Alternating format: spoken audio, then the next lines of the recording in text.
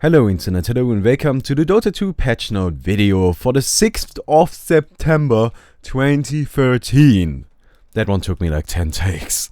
Today's patch will cover a few UI updates, a lot of league passes, a surprisingly little amount of cosmetic additions to the game, and we know a little bit more about what's going on over at Valve. Before we begin, I want to quickly clear up something. In a lot of these patches, we have got some changes to cosmetic items. And I personally don't give a shit about those, which is why I usually don't include them in the videos. If, however, you guys want me to include them in the videos, I can do so. I just felt like clarifying that, because right now we've got a cosmetic update for Rubik playing in the background, and as you can see, it's actually kind of a significant update. I, however, still do not care. So, yeah, I just wanted to get that out there. I just wanted to be transparent. If, however, a hero gets a general update to his visuals, I'm definitely going to include that. Like right now, as you can see, Spirit Breaker has got some nice new flames everywhere. So, that's a thing. And, yeah. So much for that. I just wanted to quickly address it. We're gonna start off with some general news. There has been a region update, which means that the Shanghai server has been taken offline and been merged with the Perfect World players. Now, I'm not entirely sure what Perfect World includes. I know that it's China. Might be a bit more, but, well, at least Shanghai, huh? Oh well.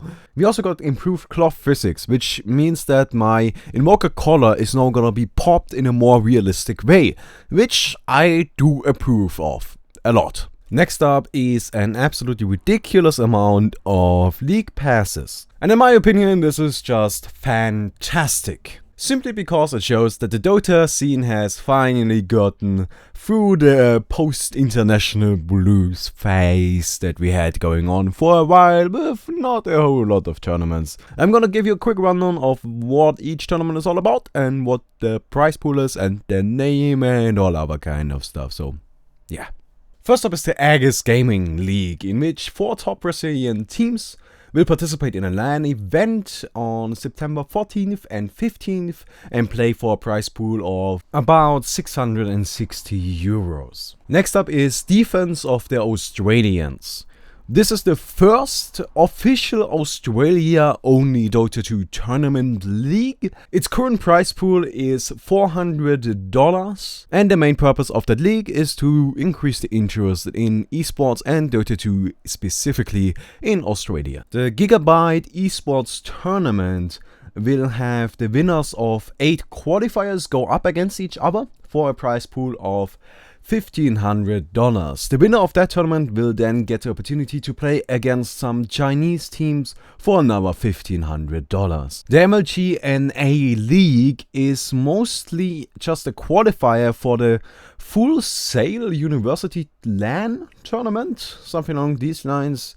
The best North American teams will get an opportunity to compete for a spot at the Full Sail University LAN, and well, over there they will get to compete for $15,000. Buying this ticket will give you access to both the league and the LAN. The NA Dota Elite League got an interesting idea going on that might just remind us of another rather small tournament. The league will go on for 8 weeks and determine a 4-team double elimination all-star tournament. The current prize pool is $1,000. However, 50% of the ticket profits will go straight into the prize pool. The raid called EMS1 Fall 2013 is another league-style tournament with a lot of high-quality teams. Like seriously, high-quality Alliance and Na'Vi are in, so that's pretty good. The league will start with an online season, and then it will move on to a live event finals, to which the 8 best teams will get invited. As an additional incentive to buy tickets for this league, you will get a free courier if you buy one. So that's pretty nice. It's a really sweet top. I actually like this one. This one looks rather funny. The Cena Cup Supernova Dota 2 Open has not only got a ridiculous name, but it will also put 2 teams from qualifiers against professional teams from all over Asia. The teams will compete for a prize pool of about 3,700 euros. The SK Trophy is a single elimination tournament in which 8 invited teams will compete for $1,000 every other week. The Star Series Season 7 is another league-style tournament with an LAN event finals towards the end. The teams will compete for $22,500, and we do have Toby1 and Vlad casting this. I don't know how to say his name, sorry. But another interesting thing about this is if you buy the Resonant Vibrance set for Rubik, you will also get a ticket for this tournament, and the Rubik set will upgrade according to how many games you watched. So you will start off with a Power Ranger and end with a Transformer, which I guess is pretty nice. Next up is the SteelSeries Euro Cup, and this one is a weird one because I researched a bit and it seems like this one has already been played and it's over. So I'm not sure about this one, but apparently it's an open tournament where 2 of the top European teams compete for a prize pool of $1,000. But from what I could find, this is actually already over, so I don't recommend buying this one. In the Telkom Duo Gaming Championships, we've got the best of South African players meet up to decide who is the best South African player. And this one actually got a really good prize pool of 11,300 euros.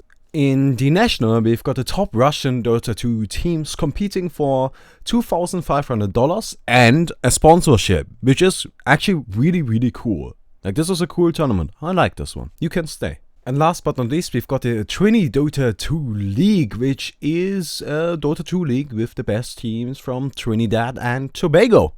Sadly enough, I couldn't find any info on a prize pool for this one. I'm sorry, I just couldn't. I looked around and there was nothing, so yeah, sorry about that. But I can tell you that it's 16 teams going up against each other, and well, I guess that's really about it. Sorry. We also got a few UI updates. First of all, you will now get a notification if you've got new items in your backpack. We also got an add friend button, which will also give you a unique Dota ID that you can use to, well, have friends add you, I suppose. There will also be an add friend button right on the profile of each player, which is useful. It also seems like Valve plans on adding the Fantasy League that we had for the International just into the regular game, seeing as we've got a few UI strings and updates and stuff everywhere that hints at it, which I've got to admit, that's rather sweet. I probably won't participate in it myself, but I know that a lot of people are really into it, so sure. Why not? Talking about hints from Valve, Cyborg Matt told us in his blog that it's gonna be a while until we see Legion Commander or any other new hero in the game, which I've got to admit is kind of a shame. However, he gave an explanation for that, which I think is very much reasonable. Most of the heroes of Dota are very polished, more so than in any other game, and that polish takes time, and some heroes take up to 6 months to get ready. It's really that simple. It just takes a while. And that's the phase with Legion Commander. That's the problem with Legion Commander. She is just not ready yet. So, yeah, that's why we're gonna have to wait a bit more for her to get released. But he also hinted at a focus on custom maps coming up, which you guys know that I freaking love custom maps, and honestly, in my opinion, custom maps are one of the most important things to add to a game like Dota. They really are. It's incredible just how much just longevity custom maps can add to a game. Think about Warcraft 3. I beat Warcraft 3, the first one, then I beat the Frozen Throne, and I didn't even finish that one. Like, I finished playing it for real to, like, I don't know, 75% of the game, and then I just cheated myself through the rest of it because I was just bored of the gameplay. But I continued to play that game for years to come, playing custom maps.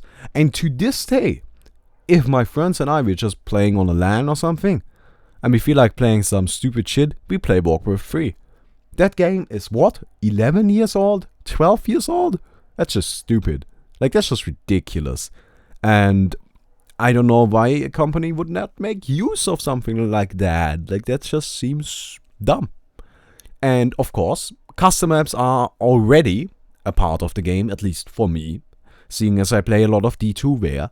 And I would just love to see all of these custom maps that we currently got on D2ware implemented into the main client, as well as a level editor implemented into the main client, as well as a browser list implemented into the main client, so we can actually play custom maps just using the in-game client, which would be absolutely fantastic. And last and most definitely least, we've got new cosmetic items. A new HUD skin called the Iron Cage HUD skin, which looks actually kind of badass. Like, I've got to admit, this one is pretty cool. Like, I like it. I do. But over.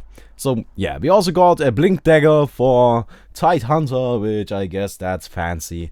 And of course a new chest, which we know nothing about so far. Anyway, that's it for this week's patch overview. I hope you enjoyed the video. If you did, don't forget to leave a rating on the video. If you're new to the channel, subscribe. And, well, full credit for all of the pictures and info and everything to Cyborg Matt. Of course, link to his blog down below. You can read through the entire thing if you feel like it. If you don't, well, good thing you watched this video, right? Anyway, hope you enjoyed the video and see you tomorrow. Bye.